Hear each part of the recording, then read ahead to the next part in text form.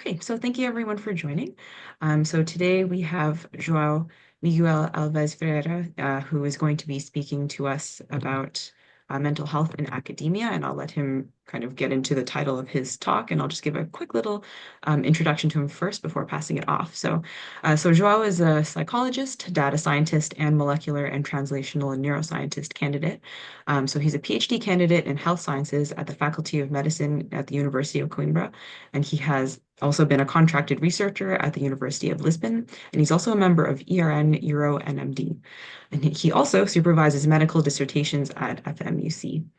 He's received the Marie Curie Research Fellow 3 times, and he's also received multiple academic and literary awards. And he's dedicated to research and academic representation. So we're very lucky to have you here with us today to talk to us. So take it away, Joel. Thank you. Thank you very much, Sasha. We are here today to present our practical workshop seminar called In Search of Balance, Mental Health in Academia, a narrative review in a theoretical practical workshop seminar.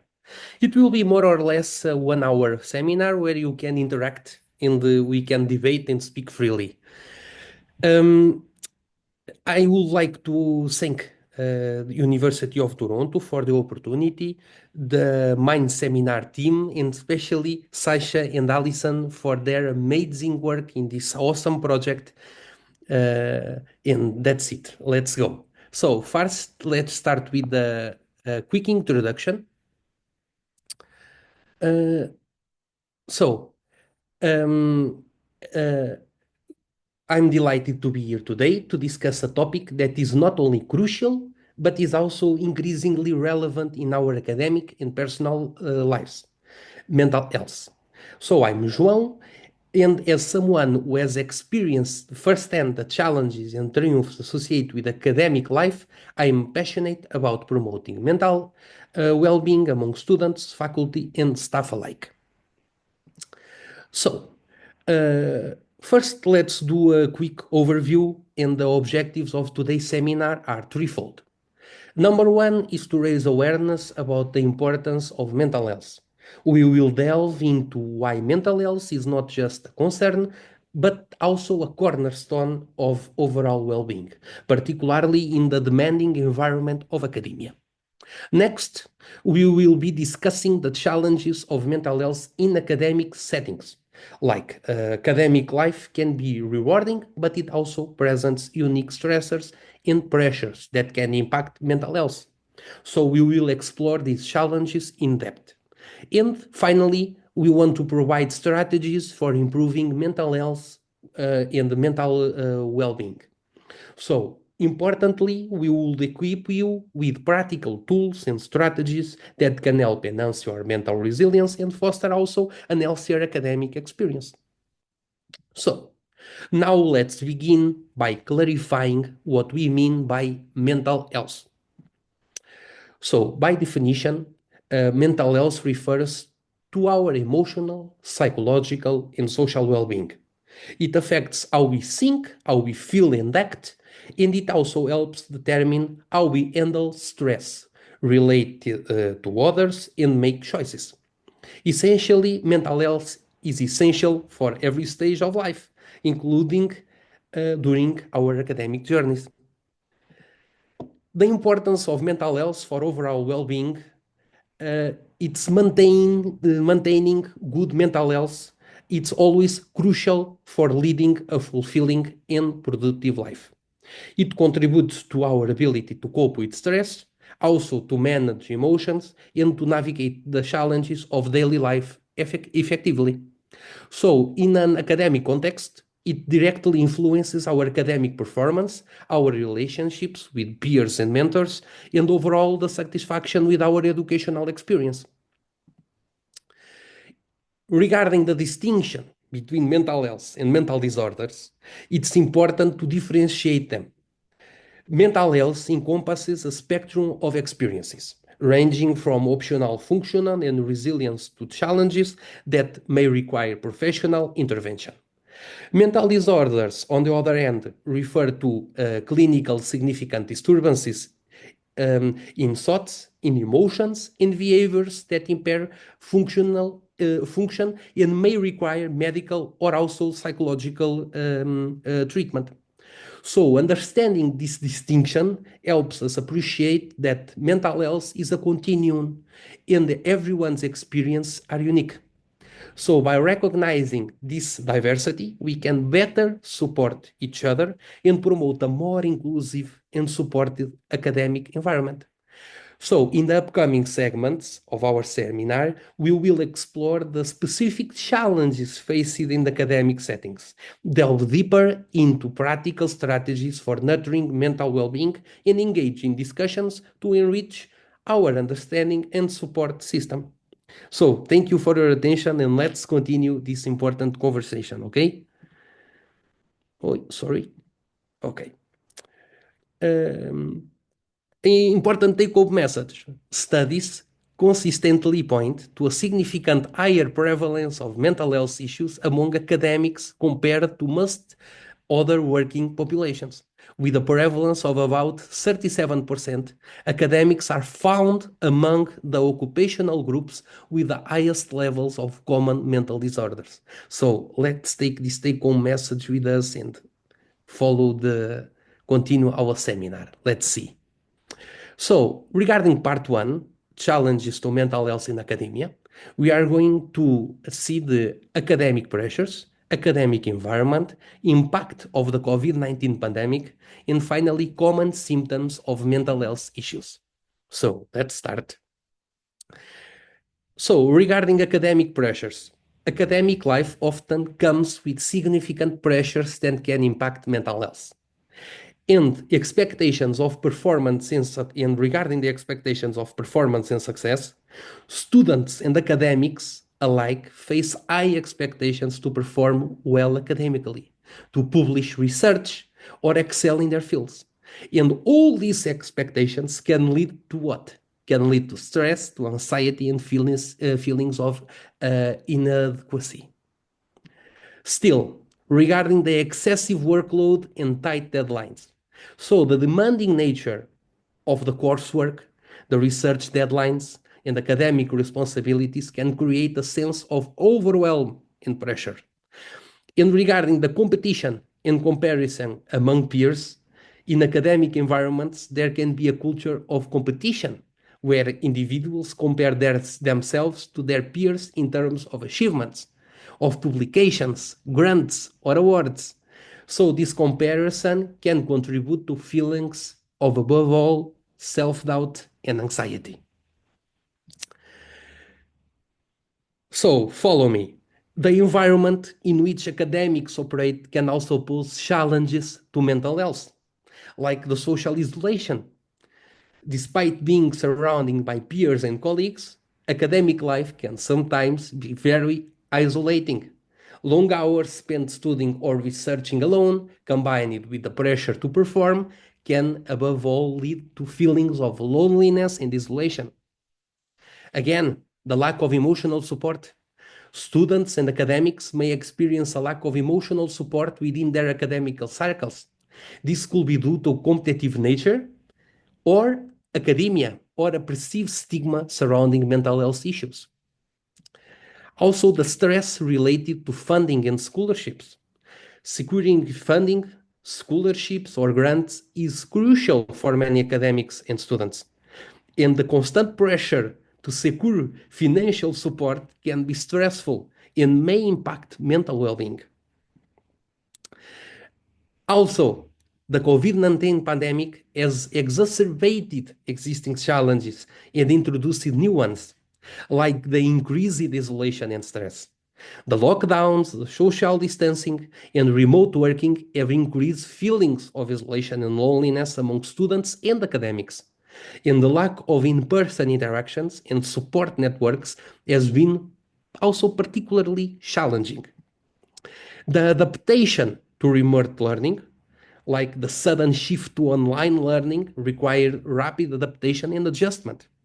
And this change brought its own set of challenges, including the technological barriers, the difficulties in maintaining focus, and also the loss of face-to-face interactions with our peers and our instructors.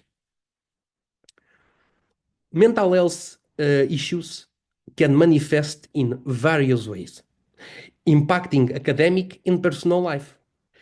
Regarding anxiety, it's a persistent worry, it's a fear, or an unease about academic performance, about the deadlines, or the future career prospects. Also, depression, the persistent sadness, the loss of interest in activities once enjoyed, and the feelings of hopelessness or worthlessness. Also, burnout, the emotional, the mental, and physical exhaustion resulting from prolonged stress, workload, and pressure. And also the sleep problems, the difficult falling asleep, staying asleep, or experiencing restful sleep patterns, often exacerbated by what? By the stress and anxiety. So, above all, recognizing these challenges and symptoms is crucial for creating supportive environments and promoting mental well-being in academia.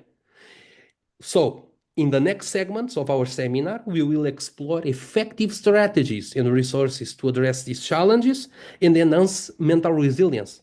Understanding and addressing these challenges is crucial. As you see, so in part 2, we have strategies for improving mental health in academia, where we'll focus on self-care, time management, building social support, assessing resources and support, and mindfulness and meditation practices. Let's do it. So, regarding the importance of self-care. Self-care is essential for maintaining mental and physical well-being amidst the challenges of academic life. It involves prioritizing activities that promote relaxation, rejuvenation, and overall health. Self-care practices. So, we have physical exercise. Engaging in regular physical activity not only improves physical health, but also releases endorphins that help reduce stress and anxiety.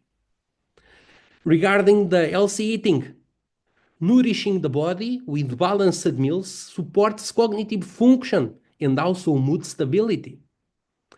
Regarding the adequate sleep, establishing good sleep hygiene is crucial for mental clarity, memory consolidation, and above all, emotional resilience. And very important, the hobbies. Pursuing hobbies and leisure activities provides a healthy outlet for stress and promotes a sense of fulfillment and enjoyment outside of all the academic responsibilities. Regarding the time management techniques, effective time management is key to reducing stress and increasing productivity. First, there's a prioritization, where we have to identify and focusing on tasks that are most important and urgent, and to set boundaries, learning to say no to excessive commitments and setting realistic goals to avoid burnout. There's also the importance of the support network. Having a strong support system can provide emotional validation, encouragement, and practical assistance during challenging times. And we have the participation in study groups and extracurricular activities. Engaging with peers in study groups or participating in extracurricular activities fosters camaraderie, reduces feelings of isolation, and enhances social connection. So, focusing on counseling and therapy services. Many academic institutions offer counseling services that provide confidential support for managing stress, anxiety, and other mental health concerns. So the counseling and therapy services that are available in the community are always one of the most important strategies to improve the mental health in the academia. We have also the helplines and the online resources, like the accessible resources such as crisis hotlines, mental health apps, and online forums provide additional support and information. And it's a very valid way of asking for help. Now, let's do a quick introduction to mindfulness, a very important variable to help us improve mental health in academia. So, mindfulness involves being present in the moment without judgment, which can help reduce stress and enhance self-awareness. What are the major benefits of meditation for mental health? So, regular meditation practice has been shown to reduce symptoms of anxiety and depression, improve focus and concentration, and promote emotional resilience. So let's try to do a quick practical mindful exercise. Either way, we could put it in practice here, or we can just do an overview of how to do it. Let's maybe go with the second option because it's a good way for you to take this tool on for your personal lives, and I hope it helped you a lot as it helped me. So now we are focusing here on speaking about a practical mindful exercise. So we'll be doing a brief guided mindful exercise. It's approximately a 5 minutes exercise that can demonstrate simple techniques for participants to incorporate in your daily routines. So we always have to do a preparation for this kind of mindfulness exercise. And I will start by advising you that you should always try to find a quiet space. You should choose a quiet spot where you won't be disturbed. Secondly, you should sit comfortably. Sit in a chair with your feet flat on the floor or cross-legged on a cushion. And keep your back straight but not stiff. You should start by close your eyes. You gently close your eyes or keep them softly focused on a point in front of you. And now we start with the breathing awareness. You take a deep breath, you inhale deeply throughout your nose, filling your lungs, and you hold the air for a couple of seconds. And then you should exhale slowly. You exhale throughout your mouth and letting go of any tension. You should always focus on your breath. You pay attention to the natural rhythm of your breath. Notice the sensation of the air entering and leaving your nostrils. You should try to do a body scan. Shift your attention, starting from the top of your head. Slowly move your focus down through your body. Notice sensations. Observe any sensations, whether it's tension, relaxation, warmth, or coldness. Acknowledge and release. If you find any areas of tension, acknowledge them and consciously try to relax those muscles. Now you have the mindfulness of thoughts. Observe your thoughts. Notice any thoughts that arise without judgment. Simply observe them and they come and go. Stay detached. Imagine your thoughts as clouds passing through the sky, coming and going without you holding onto them.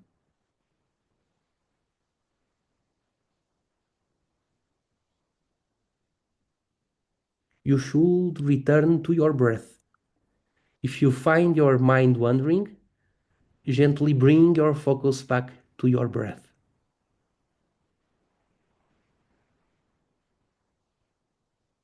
And now you should start the closing.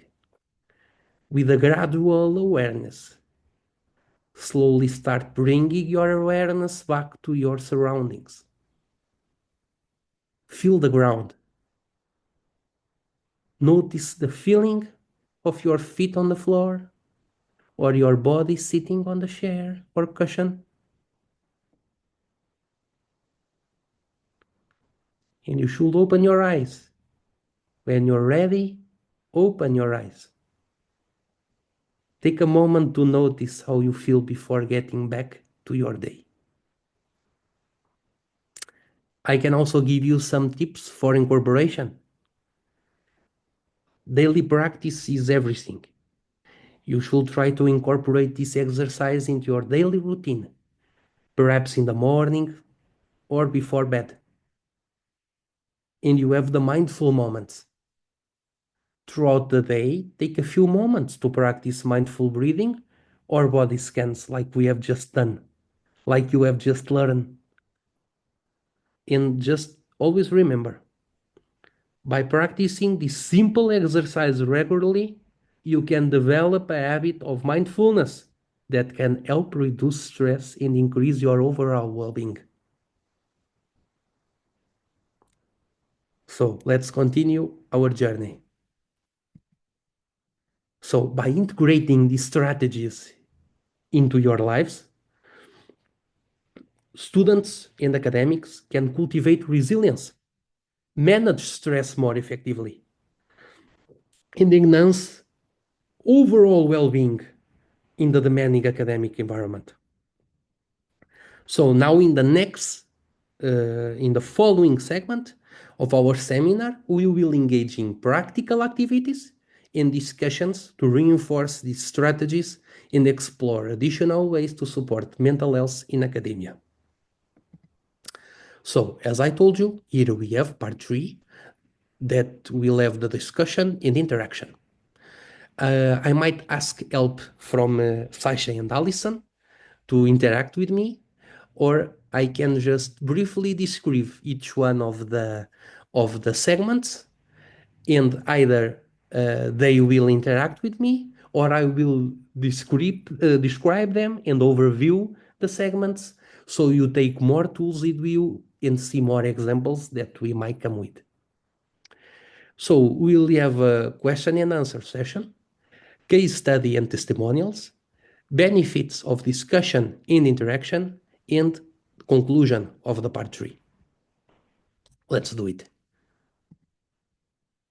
So, the question and answer section is an opportunity for you participants to engage directly with all the topics discussed and seek clarification on any points of interest or concern. This segment encourages open dialogue and fosters a deeper understanding of mental health in academia. So we'll have the open floor for questions, where you are invited to ask questions related to the challenges discussed, strategies for improving mental health, or any other relevant topic. And we'll have the discussion of personal experiences and challenges. Participants are encouraged to share their own experiences with mental health in academia. And this sharing not only validates individual experiences, but also promotes empathy and understanding among peers. So I would like to ask you if there's any question or any topic you would like to discuss. Let me see, we have some message in the chat. Sorry. Yeah, there is one question from Janelle. So she's asking, how often do you engage in mindfulness meditation? Okay, it's a regular exercise that I personally use to overcome and avoid all the stressors during the day, all the stimuli that our ecosystem gave us and that we have to deal with. But when we have to deal with it in real time, this is one of the major tools I use to improve my mental health and to cope with sometimes some harsh reality that we might face on our daily basis. I'm gonna ask maybe a follow-up question, João. Do you have any techniques that you personally use in the moment, like to maybe reduce some anxiety when you're getting stressed in the moment? If you have any suggestions, or maybe like someone else can also share their tools. Okay, so regarding that point, it's a very good follow-up question. So I think it's time to go to the next slide, where we are still in the discussion and interaction. We can focus on case studies and testimonials. So, quick overview. Real-life examples provide concrete illustrations of how individuals have navigated and overcome mental health challenges in academic settings. And all these case studies that we might speak about here, or the testimonials that I or any of you will give, serve as a source of inspiration and practical insight for all the participants that are watching us or that will be watching us. So, regarding the presentation of real-life examples, examples may include stories of resilience, strategies for coping with stress, or pathways to seek and receiving support. Regarding the discussion on lessons learned, participants can reflect on the lessons learned from these examples and discuss how similar approaches could be applied to their own situations. The benefits of discussion and interaction are the following. We have the peer support. Hearing from peers and sharing experience can reduce feelings of isolation and promote a sense of solidarity. We have also the learning from each other. Participants can learn effective coping strategies and support techniques from their peers. And we have the building of the community. Engaging in open discussion fosters a supportive academic community where mental health is valued and also prioritized. So, thank you very much for your question, Alison. Let's try to see if you have any testimonials, or if you want to give yourself a testimony, it will be amazing. And overall, the discussion and interaction segment, this one, aims to enrich all the participants' understanding of mental health challenges in academia and empower them with practical tools and insights.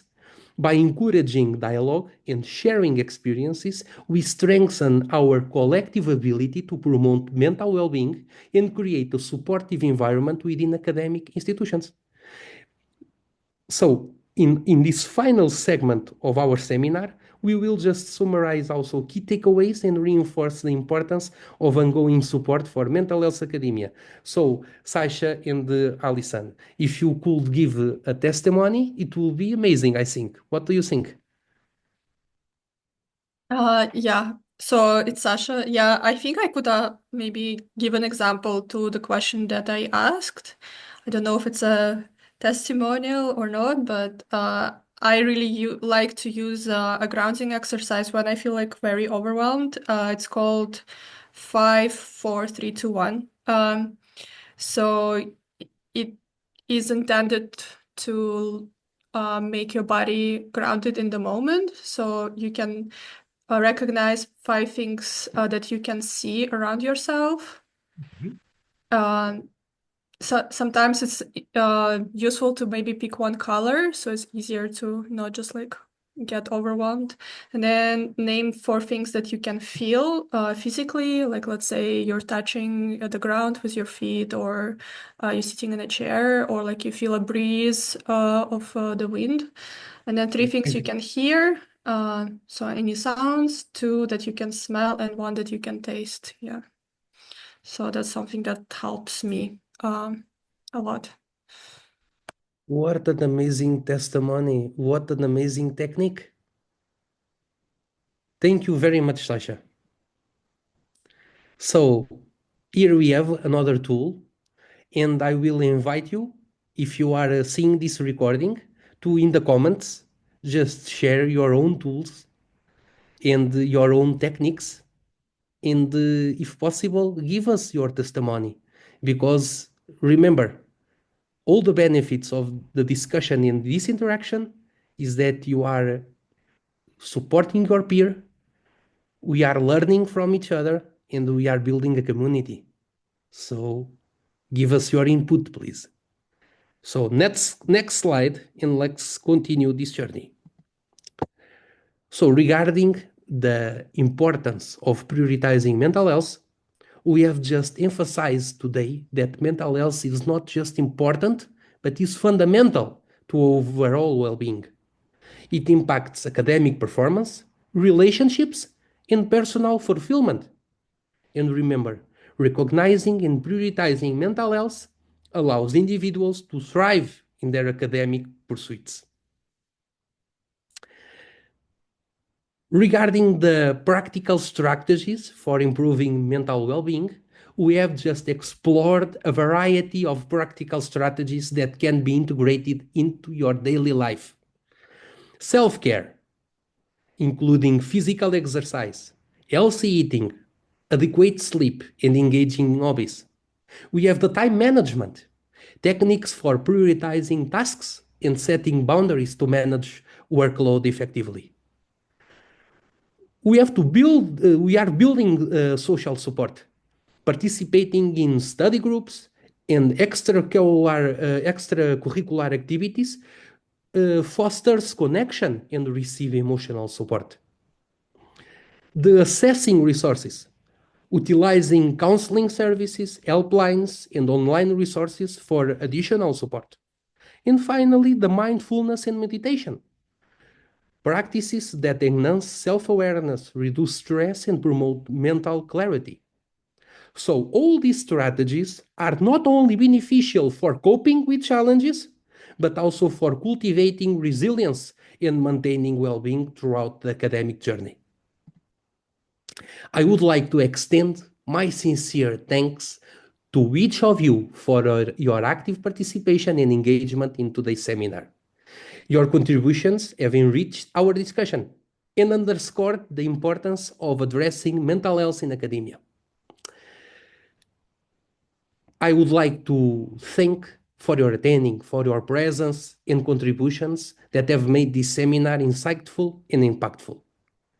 I thanks for your availability, and I'm here for future questions and support. Should you have any further questions or require additional support regarding mental health resources or strategies discussed today, please do not hesitate to reach out.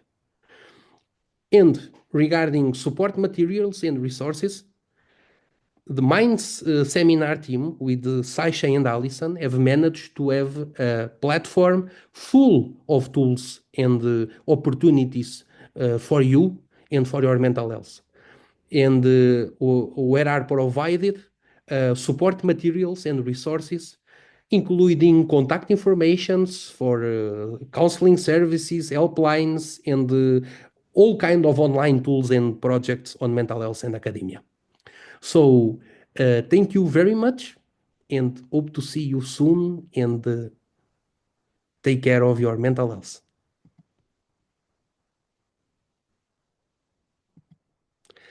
And always remember, your commitment to prioritizing mental health in academia is commendable.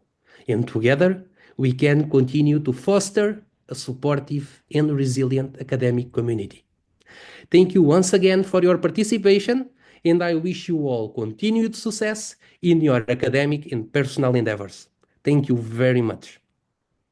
And I would also like to thank Professor Sergei Tukayev from the National University of Taras Shevchenko in Kiev for all his amazing support and for building with me this presentation. Thank you all, and thank you, Professor Sergei Tukayev. Thanks, University of Toronto, and thanks the Mind Seminar team, to Sasha and Alison. All the best, and thank you very much. Thank you very much, João. That was a great presentation. I can see that, Olga, I think you've unmuted your mic. Did you have something that you wanted to say or to ask? No, I just also wanted to thank you, and I think it was an amazing overview. And both the speaker and the chairs were really helpful. Thank you. Thank you very much. And thank you for attending. I will just draw attention if we're okay to have a few more discussion points and questions, Joe, if that's okay. Just in the chat, Janelle had responded about, so she has also used the technique that Sasha had mentioned, so the 5, 4, 3, 2, 1. However, she doesn't feel the level of relief that she wants. Do those anxiolytic effects improve with more practice? I'm not sure if maybe Sasha probably can't answer at this point. I think she might have had to step away, but I don't know if Joao, if you had anything that you wanted to add to that. Okay, I cannot speak on behalf of Sasha, but I will give my personal experience. My exercise, it's not too different from the Sasha exercise. And on my personal experience, the higher the stressor, the more difficult it's to do the exercise in the context of the stressor, you know. But the more times you do the exercise, the bigger will be the impact, because more familiarized you will be with the technique, and the outcome will get better and better and better. And with less time dedicated to the exercise, you will have bigger positive outcomes from it. So I think here the key is, if you cannot avoid the stressful situation or the situation that triggers the anxiety in you, the more you practice these kind of tools, the more you practice this kind of exercise, the more you will master them, and the better will be, and the more they will help you to combat that monster that triggers you the anxiety. This is Yeah. what I've learned from my own experience with this kind of tools. The more you practice them, the more the tools will help you. Yeah, I agree with that. And I haven't practiced I haven't used that exact technique myself. But so one of the things, especially during grad school, something that was helpful for me was practicing yoga. But a lot of the same ideas are really implemented, focusing on the breath and trying to, you know, look at the thoughts as they're coming in and then let them pass by without judgment. And I do find that having practiced that for a long time, it becomes much easier to drop into it more quickly as you keep doing it. It's an easier thought pattern to kind of get into as your brain gets more used to it, I think. Yes. I'm just gonna ask maybe the last question before I run out. But something that I think has been recent and pretty interesting in the media, and I find it curious, and I just want to know your opinion and maybe Allison's opinion, and anyone who wants to contribute, is using of GPT chats and those kind of chats for mental health, almost counseling, like self-counseling in a way. And it's kind of becoming really, really prevalent. And how do you feel? Is it like helping to, is it helpful? Obviously, it's not, I don't expect it to be a substitute for therapy or anything like that, but do you think it's some kind of helpful tool that could be used? Can I be the first? Okay. On my personal opinion, I think it's very difficult variables to say anything about, you know, because it's everything is very recent, everything is very new. So I don't have a very build opinion about the AI assistant uh, as a mental health supporter or counselor. Imagine, on one end, it can be good because you can just have a machine, an AI machine that's your best friend, someone that you speak with and it replies, etc. On the other end, you have a machine that's been programmed by someone, but the people that program that machine, are they mental health experts? Are they counselors? Are they psychologists? Are they psychiatrists? So you see the problem here.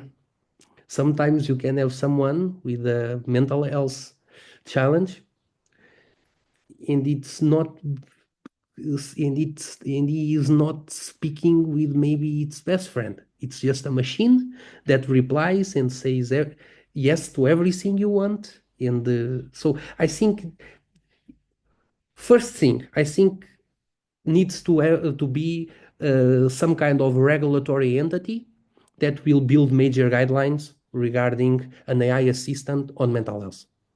And then you have to have like specific mental AI assistants on mental health, but that are validated by the psychiatrist associations, by the psychologist associations, and there has to have some kind of partnerships for that programming of the AI being done by specialists and by people on the field. Otherwise, I don't know if until there's more regulatory measures, if AI can be a good thing, a good variable to correlate with mental health. I'm very afraid that we are still in the dark ages of AI, and sometimes the AI output can be like a poisoned gift. No, So yeah, I totally agree with everything you've been saying. It's just, I think the whole phenomenon maybe highlights how much unmet need is in the society right now for mental health support, that like a lot of people do end up using it. And even though it's not like regulated or anything, it's just clearly there's a lot of people that don't get support that they need. Yeah. Yeah, it definitely speaks to the need. You're right, Sasha. And I guess like one of the things where you can kind of see people reaching for it is it's just so accessible. And it's accessible in that exact moment that you need it. But I guess I mean, given that people are using it, I mean, I agree that it is not obviously a replacement for a therapist, for someone who really knows how to navigate those conversations in a safe way. But I think it still could be kind of a useful tool for people to at least kind of ask, like, as long as you kind of know and are aware of the limitations of AI, like large language models. But it could be a helpful way to kind of ask, like, or kind of help you work through some things if you're kind of spiraling or worrying about something. Like maybe you can be like, okay, maybe it could be like an interactive journal or something. You kind of could write, I'm worried about all of these things. Could you help me figure out how to prioritize how to approach all of this? Or like, is there a helpline that I can call for this? That's probably not going to be a foolproof way to find it, but it might be a quick way to get you thinking like, oh, I didn't think that this kind of helpline could exist. And now I'll just go Google it and see if it's actually real. Yeah, so as long as you're kind of asking questions that are a bit more appropriate to a large language model and knowing that maybe it's not always going to be right. I think as long as you have those thoughts in mind, it's a nice additional tool to have in everyone's toolkit. now it's my time to do a question. So, Alison and Alison, Sasha and Alison, because you are so connected with the mental health in academia with this amazing project that you two have, tell me, do you know if there's already some kind of AI algorithm or application to use on mental health? I can tell you that personally, I don't know of any, and I definitely wouldn't recommend any right now without really looking into it myself. Yeah, to be honest, before Sasha had brought that point up, I didn't even realize that that's another use case for AI potentially. Yeah, so personally, I'm not aware of anything. I'm sure someone out there probably is trying to work on it, but I don't know where it is. Yeah, it's a good question, Joel. So nowadays we still don't have an application that enables us to have an AI assistant on mental health. Okay, is that okay? So there a few Yeah, years Sasha ago might have a when better answer. yeah, like I don't know right now of like specific applications that are like certified or anything, but yeah, as Alison mentioned, I'm sure there are people working on it. There was a chatbot a few years ago on Facebook that was like very, very basic, and it was really not good at that point in the way it was doing things. But it would like walk you through breathing exercises and maybe like give you some resources. Yeah. But right now, I personally haven't looked into very, very specific applications that are like specifically tailored for that. Yeah. Okay. So a long way to go still in the mental health field in AI. We'll see. Maybe within this year, we'll hear something. It's true. It's changing all the time. Yeah. Okay, well, I think that's everything. Unless you had anything else that you wanted to add, Joao, at this point. I just want to personally thank you very much for this initiative, and it's just amazing, and thank you very much. Well, thank you. Thank you for speaking with us today. This was a great seminar, a great covering of many topics, and also giving some tools for people to hopefully take away and be able to implement in their day-to-day to help manage the mental health struggles that we go through. So yes, thank you so much for taking the time and joining us today. And yeah, and we did record the seminar and we'll also be sharing it on our YouTube channel. So you'll see an email go out for that once it's all ready. So yes, Amazing. thank you very much. Thank you very much.